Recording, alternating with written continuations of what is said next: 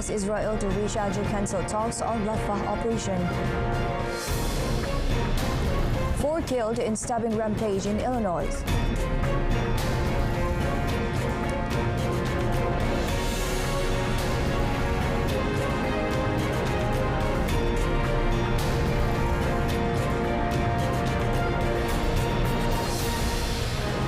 Hello, good afternoon. You're watching World Today with me, Shuhaida Arifin. Israel has asked the White House to reschedule a high-level meeting on military plans for Gaza's southern city of Rafah, and Prime Minister Benjamin Netanyahu had abruptly cancelled in an apparent bid to ease tensions between the two allies. So I can confirm that talks continue, and the United States is actively engaged in those conversations. We remain hopeful that we can broker a deal to secure the release of hostages and establish a temporary ceasefire. This is something that we've been asking for some time, a ceasefire, and as well bring into Gaza that all-important humanitarian aid that is needed in Gaza on the ground. Netanyahu called off a planned visit to Washington by a senior Israeli delegation after the U.S. allowed passage of a Gaza ceasefire resolution at the United Nations on Monday, marking a new wartime low in its relations with President Joe Biden.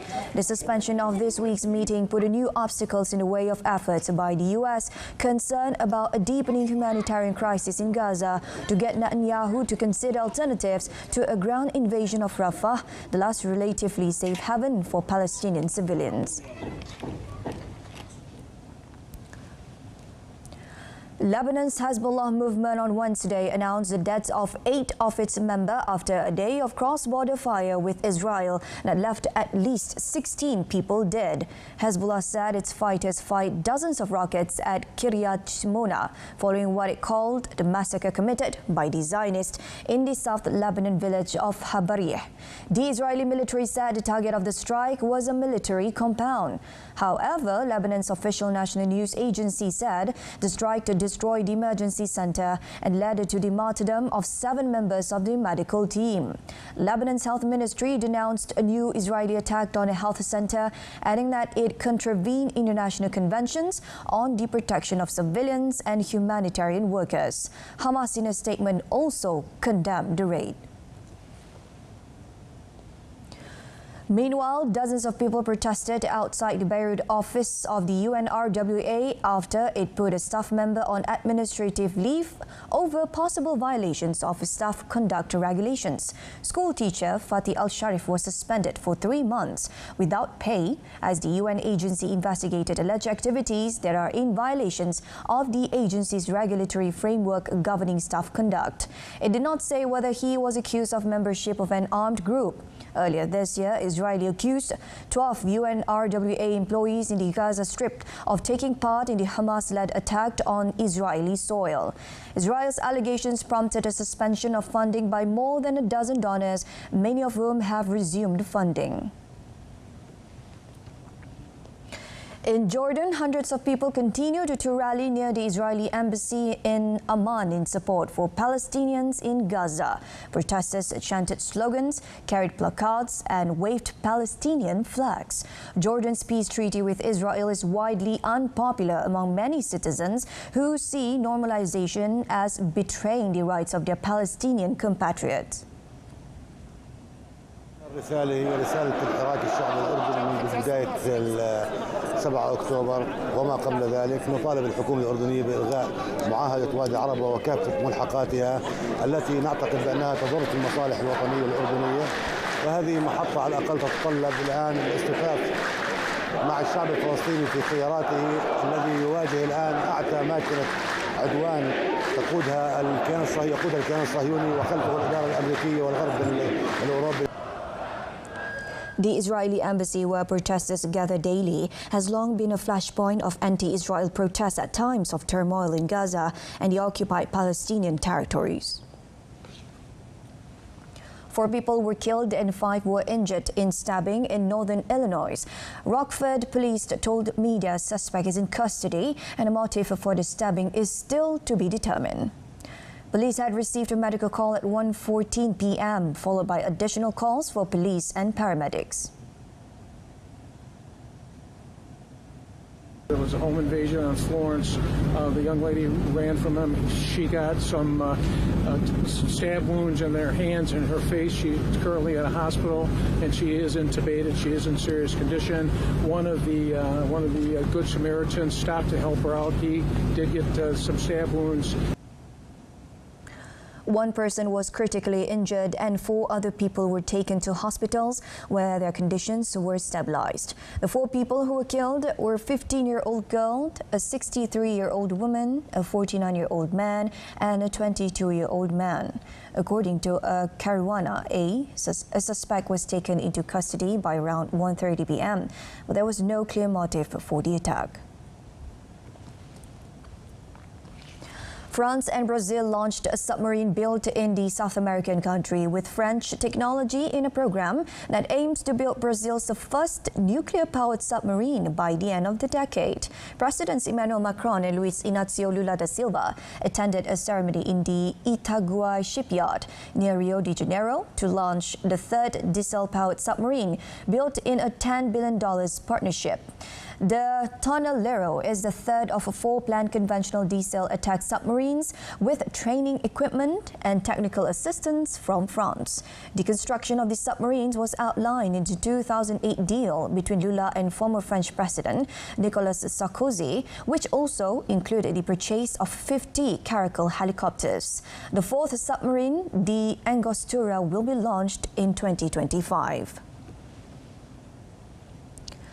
Puerto Rico has declared a public health emergency as the number of dengue fever cases continues to rise. According to Island's health department, so far this year, there have been 549 cases reported, with the plurality occurring in San Juan. The department said there has been a 140% increase this year in cases from 1st January to 21st March compared to the same period last year. Dr. Carlos Melado Lopez, the Secretary of the Puerto Rico Department of Health, also said in a statement that the number of dengue cases this year have exceeded historical figures. Lopez said the teams have been working on the integrated plan for prevention and control in response to arbovirus, and they are going to expand the implemented response. Lopez added that it is important to note that the increase in cases has not only been reflected in Puerto Rico, but throughout the region of the Americas. The public health emergency order will remain in place for 90 days. The department says its response will include early detection, epidemiological surveillance, and providing educational material on dengue. Dr. Melissa Mazan, an epidemiologist with the health department, also emphasized the importance of collaboration with municipalities.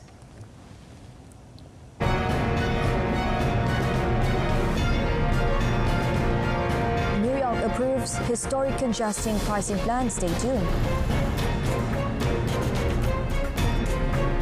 Hai, saya Syah. Saya Hanura. Kami akan kongsikan cara mendaftar padu. Jom ikuti langkah ini.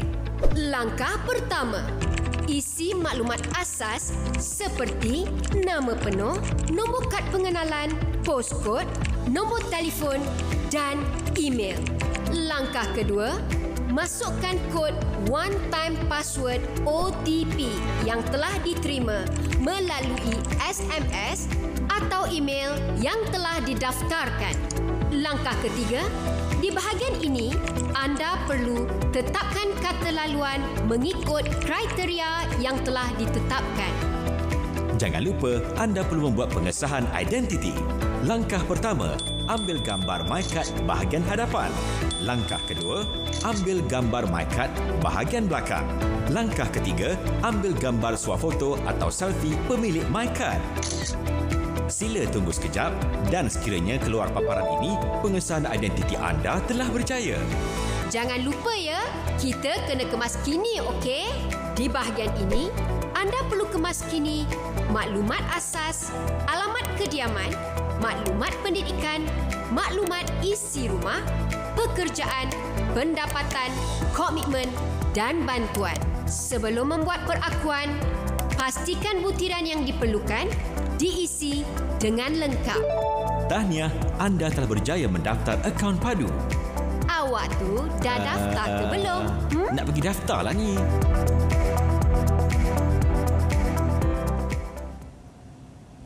Myanmar's junta chief senior general Min Aung Hlaing said the junta was holding onto power temporarily with the aim of strengthening democracy. He also called for unity among the people and the military to fight armed groups which he said were seeking to derail election plans. Addressing an annual Armed Forces Day parade broadcast on Myanmar TV, the ruling general said his opponents were receiving foreign backing and trying to destroy the country and thwart plans to return Myanmar to democratic rule. The military is facing its biggest challenge since first taking power in 1962, fighting on multiple fronts to contain uprising in several parts of the country and stabilize an economy that has wilted since the coup. Min Aung Hlaing reiterated that the military had seized power because a 2020 election was marred by fraud with nearly 30% of ballots invalid. He said the next election, for which he provided no time frame, would be held under a mixed member proportional representation system that would be more inclusive. The Metropolitan Transportation Authority MTA board voted to approve the toll rates for Manhattan's congestion pricing program, the first of its kind in the United States. The plan, however, still faces a number of legal challenges, including from the state of New Jersey. Under the plan, New York City will charge a daily toll of $15 during the day for passenger vehicles driving in Manhattan south of 60th Street starting mid-June. It will charge up to $36 for larger trucks and buses. Vehicle owners whose adjusted gross annual income is no more than $50,000 or received low-income benefit may qualify for 50% discounts for some trips or for New York State tax credits under the plan. New York said the charge would cut traffic by 17% and improve air quality and increase transit use by 1% to 2%, as well as generate $1 billion to $1.5 billion a year and support $15 billion in debt financing for mass transit improvement. New York say more than 900,000 vehicles enter the Manhattan Central Business District daily, reducing travel speeds to around 11 kilometers per hour on average. A court in Tunisia has sentenced 4 people to death and 2 to life imprisonment for their role in the assassination of opposition leader Chokri Belaid 11 years ago. The sentences were confirmed on Wednesday by the Deputy Public Prosecutor of the Anti-Terror Judicial Division. A total of 23 people had been charged in connection with the number, with sentences ranging from 2 to 120 years handed down to other defendants, with 5 acquitted. Dozens of Belaid supporters had gathered near the court in Tunis since Tuesday night, raising slogans demanding justice. Belaid was shot dead in his car outside his home on 6 February 2013. The Secretary General of the Democratic Patriots Party was a fierce critic of the then-ruling party, Ennahda, claiming it had turned a blind eye to violence perpetrated against secularists. His funeral was one of the largest public outpouring of grief in Tunisian history, with an estimated 1 million people taking to the streets, leading to massive protests. The assassination triggered one of the biggest political crises Tunisia had experienced in the wake of the 2011 uprising that brought down President Zain al-Abidine Ben Ali.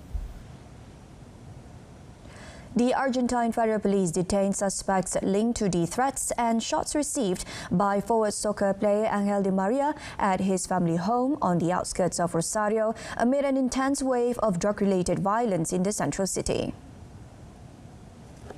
On Monday, a car left a sign carrying the message addressed to the Di Maria family in front of the private neighborhood where the 36-year-old usually stays, warning Di Maria not to return to Rosario or his family member would be harmed. Federal agents monitored the main suspect's house since the early hours on Wednesday. According to local media, the detention took place when the suspect left the place with his partner carrying a bag which contained 132 grams of cocaine.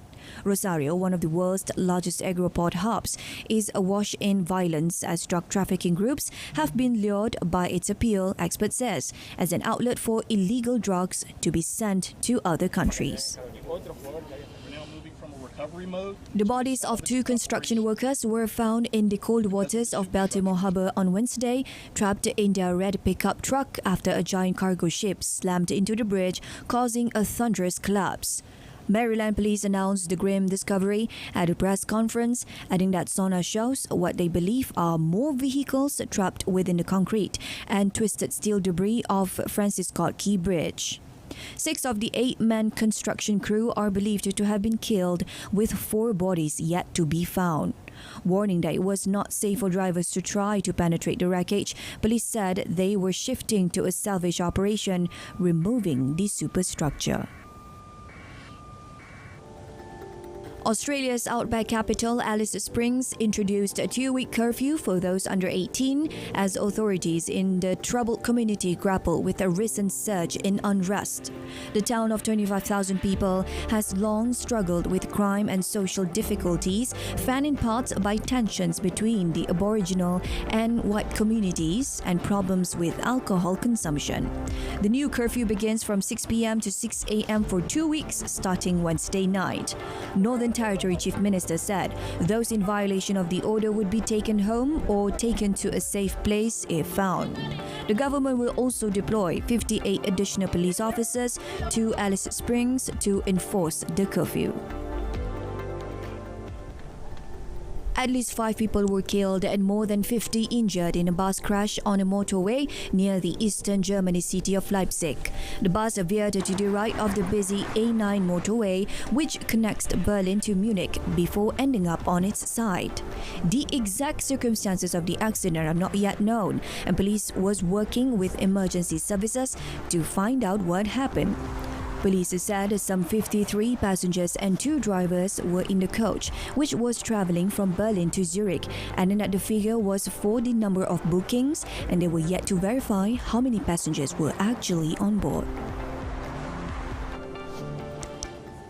Turkish aid agency Humanitarian Relief Foundation IHH showcased 2 new vessels which were bound for Gaza.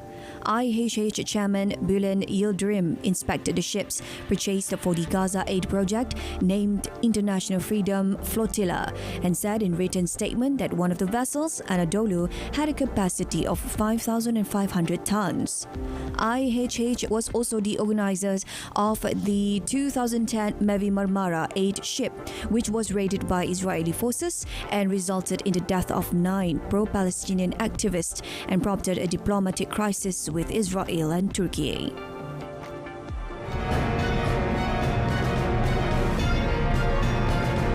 Next in sports, Sinner and Medvedev power into Miami last 4. Stay with us.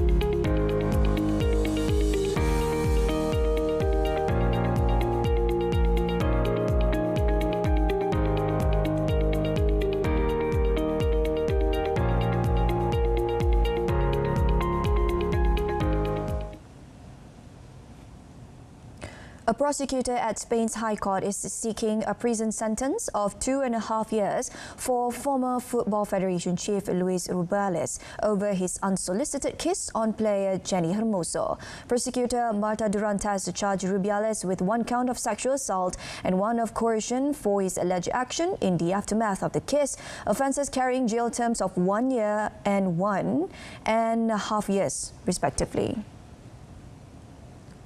Rubiales, 46, unleashed a furore when he grabbed Hermoso and kissed her on the lips on 20th August last year during the award ceremony after Spain's victory in the Women's World Cup in Sydney. Hermoso and her teammates said the kiss was unwanted and demeaning, but Rubiales argued it was consensual and denied any wrongdoing. The prosecutor also accused the former coach of the women's national team, Jorge Vilda, the team's current sporting director, Alban Luque, and the federation's head of marketing, Ruben Rivera, of coercing Hermoso into saying the case was consensual.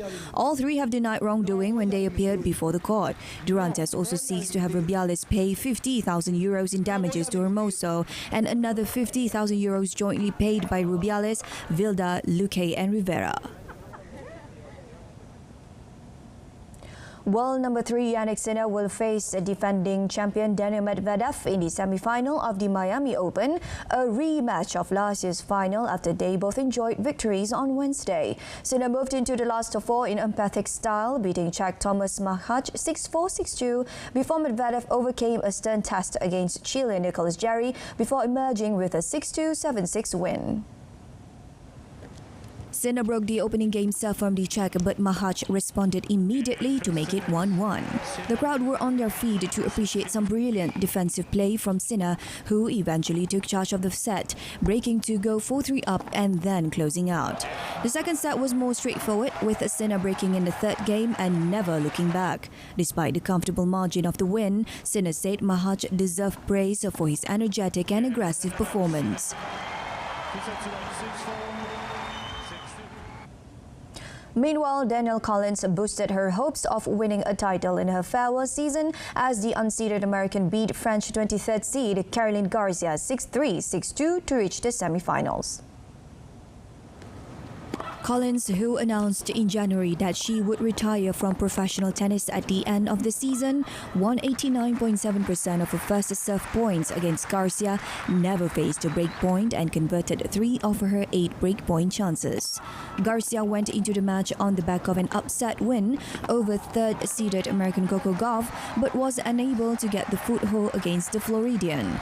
Collins broke to go 5-3 up in the first set and then held serve for the set.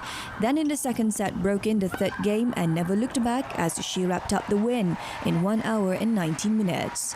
Up next for the 30-year-old Collins will be Russian 14th seed Ekaterina Alexandrova. World number 1 Novak Djokovic has ended his highly successful partnership with Croatian coach Goran Ivanisevic shortly before the clay season gets into full swing. Ivanisevic, who claimed the singles title at Wimbledon in 2001, joined Djokovic's team in 2019 and helped the 36-year-old win 9 Grand Slam titles. Ivanisevic has been particularly credited with helping Djokovic to improve his serve quite considerably in that time frame, helping him to pull away from his rivals with consistent Grand Slam success. Djokovic's bid for a record 25th Grand Slam singles title was ended following a defeat by Yannick Sinner in the semi-finals of the Australian Open in January. The Serb pulled out of the ongoing Miami Open to limit the number of events he plays this year, with that decision coming after a shock third-round loss to Luca Nardi at Indian Wells. Djokovic will gear up for the clay season as he bids to claim a 4th title at the French Open, which will take place from 26 May to 9th June. 4-time Formula 1 world champion Sebastian Vettel of Germany successfully tested the Porsche 963 in Aragon, Spain, leading to speculation that he could be part of the team for Le Mans 24-hour race in June. Porsche have not announced their driver lineup for the prestigious race at the French circuit on June, but plan to enter 3 cars for the race, which they last won in 2017. Vettel, who won the F1 title in 4 consecutive years from 2010 for Red Bull, completed 118 laps of Motorland Oregon over a total of 581 kilometers in his first drive of the Porsche hybrid prototype, and afterwards said that he had enjoyed the experience. I've always been watching other series. I know a lot of drivers that race in WEC and Le Mans, so I've always, with one eye, sort of followed last year a little bit more for the first time. And yeah, I guess I was just curious how a car, how that type of car, how a hypercar feels. And here I am, trying to get an impression myself. The Porsche team have started the season well, winning the opening round of the WEC in Qatar earlier this month. The Olympic flame is set to burn in the Tuileries Garden in front of the Louvre Museum for the duration of the Paris Games in July and August. A source with direct knowledge of the matter said the decision to place the Olympic cauldron in the tourist hotspot in the center of the city was taken several weeks ago.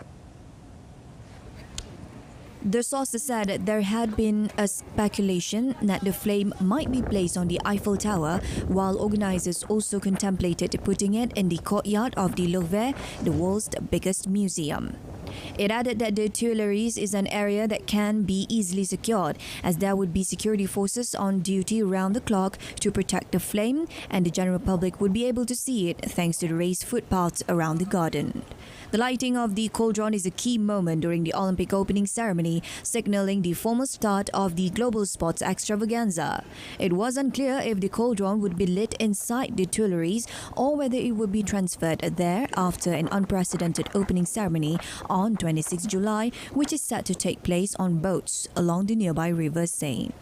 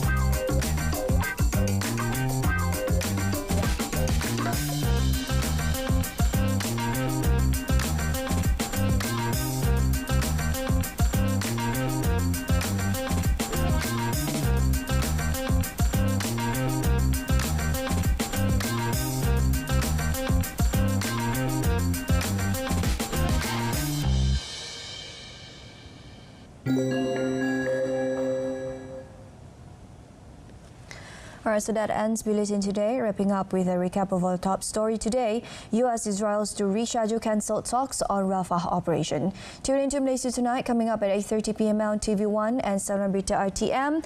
We leave you with a clip of several giant egg-shaped pieces that are now on display in the streets as part of the Eastern local tradition in Croatia. From river to the sea, Palestine will be free. I'm Shuhaida Arifin. Stay tuned to TV2.